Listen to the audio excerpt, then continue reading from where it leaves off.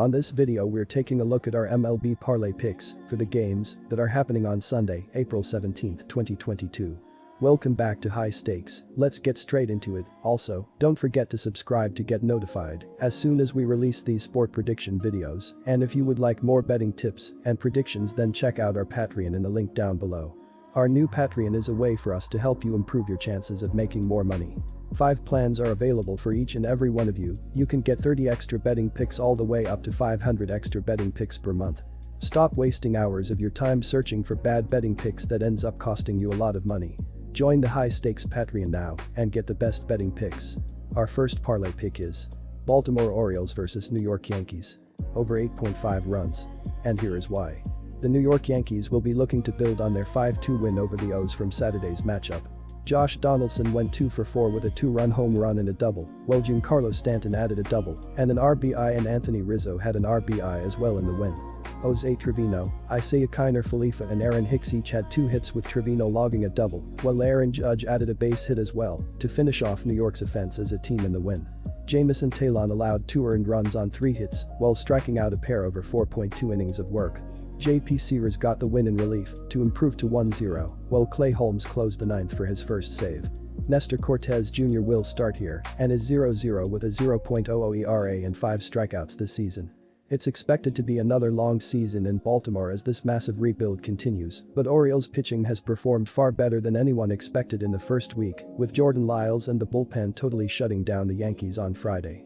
Jorge Mateo tied the game at 1 in the 7th on an RBI single, and the Orioles got the win in the 11th when Ramon Urias drew a bases-loaded walk against Aroldis Chapman. If I'm being 100% honest here, I'm really not looking to back either of these starters, as Nestor Cortez and Bruce Zimmerman are not 2 starters that I want to have to rely on to keep runs off of the board for me. This matchup and the pitching matchup just screams double digits to me, so give me the over in this one. Our second parlay pick is Pittsburgh Pirates vs Washington Nationals. Pittsburgh Pirates for the win. And here is why. Washington looked out of sorts at several points during a 9-4 Thursday series opener loss, but the team bounced back Friday with a 7-2 win. On Saturday, the Nationals posted 2 runs in the 9th inning, but the comeback fell short in a 6-4 loss. Josh Rogers put up 4.1 frames with 3 earned on 6 hits and 2 walks. This season is expected to be one of rebuilding for the Washington Nationals. After dropping the first 3 games of the season to the Mets, Washington has won 4 of 6 and is tied for 3rd in the NL East, 2 games out of first place. Pittsburgh has won 3 of its last 5 games after opening the season with 2 road losses against St. Louis. The Pirates are averaging 4.3 runs per game through the first 7 games, but are 5th with a .265 team batting average. The power overall has not been there, with the team 25th with .57 big flies per game.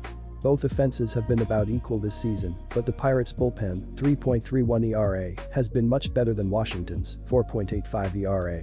Pittsburgh also has the home field and starting pitching advantage, as Patrick Corbin is 11-25 with a 5.64 ERA since the start of 2020.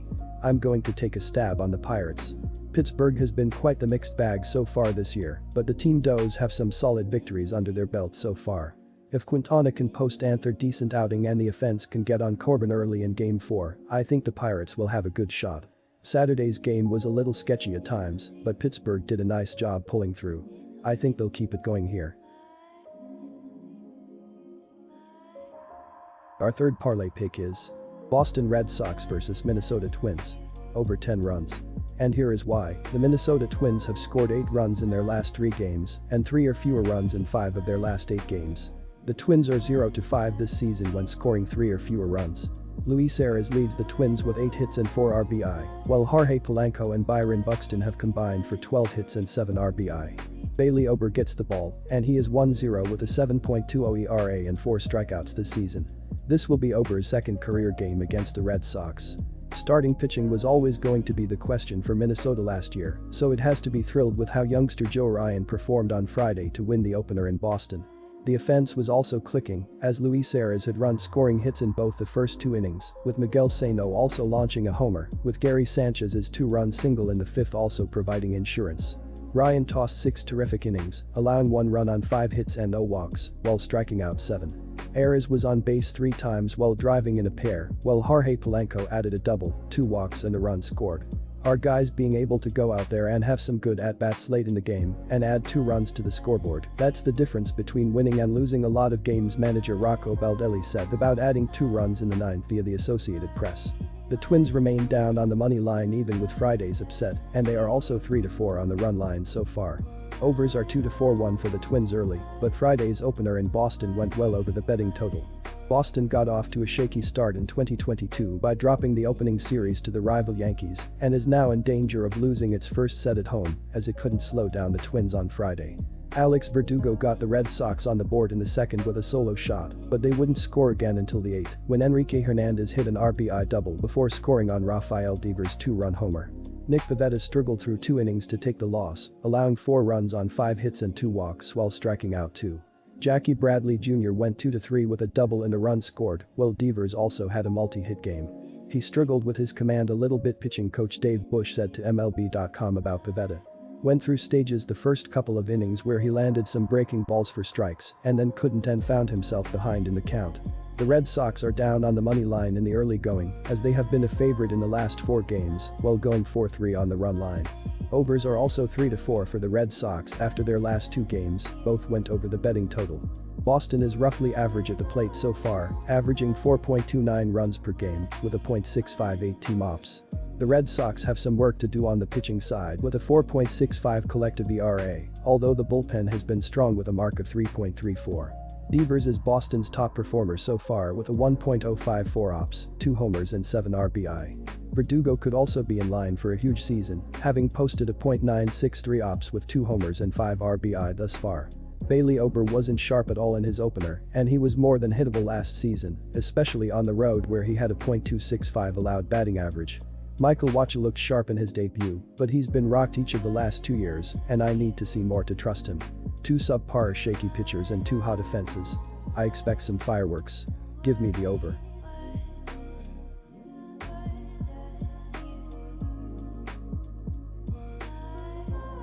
Disclaimer, no financial advice. The information on this channel is provided for education and informational purposes only, without any express or implied warranty of any kind, including warranties of accuracy, completeness, or fitness for any particular purpose. The information contained in or provided from or through this channel is not intended to be and does not constitute financial advice, investment advice, trading advice, or any other advice. The information on this channel and provided from or through this channel is general in nature and is not specific to you, the user, or anyone else. You should not make any decision, financial, investment, trading, or otherwise, based on any of the information presented on this channel without undertaking independent due diligence and consultation with a professional broker or financial advisory.